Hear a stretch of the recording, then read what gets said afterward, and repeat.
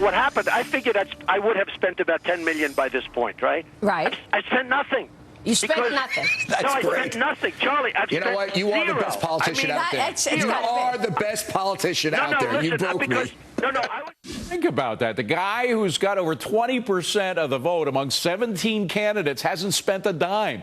Former McCain campaign director Ford O'Connell on how Jeb Bush should be beside himself. Ford, doesn't it tick you off a little? You probably spent so much of your time fundraising, trying to figure out ways to come up with. This guy's got more publicity than any of the 17 candidates. Everybody already knows his face, and he hasn't had to spend any money at all. Well, it's not true that he hasn't had to spend a dime. He loaned his campaign $1.8 million, and as at the end of June, he had $500K on hand. Let's say this. Among the major contenders, his burn rate is extremely low. And you're absolutely right. There has been nothing logical about Trump's rise, and the other candidates are basically beside themselves. And the key to Trump's rise has been that he's been able to play the media literally like a fiddle on a 24/7 loop from C-SPAN to Fox Business. Well, the point is he's good television, Ford. The other guys are dull politicians. Well, you're absolutely right. He is entertainment, and it's not just his message. He is connecting with a lot of people, and frankly, we're all hanging on every word. I mean, he was just basically trolling Jeb Bush the other day in New Hampshire with nothing new to say, and that in it itself made news. The question is whether or not this media ride is going to continue for Donald Trump. Well, okay, here's the point. Eventually, he's going to have to come up with big bucks. Eventually, when you're running for president, when he's running against a Democratic nominee, if he becomes the nominee, he's going to need a lot of money. And then the question is, who contributes to a guy with $10 billion?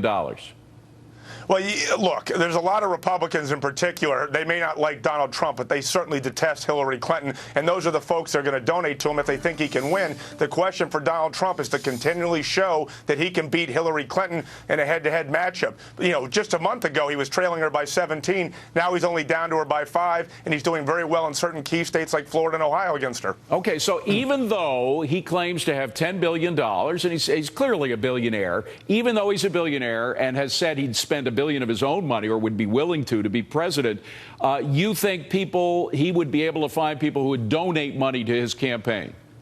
Well, yes, I absolutely do, because you have to understand something. If he spent $1 billion of his own money, he'd essentially be broke. And to take on Hillary Clinton, you're going to need $1.5 billion, $2 billion. He recognizes this. But I think the bigger key is in the Republican primary. At what point is he really going to have to start raising money? Because at some point, he's going to have to run a ground game, not just an air war. And that requires blocking and tackling at the polls. All right. So just to put a fine point, I think I heard you say total, all in, he's going to need $1.5 to $2 billion from now till the time if he becomes president, for him to be president, correct?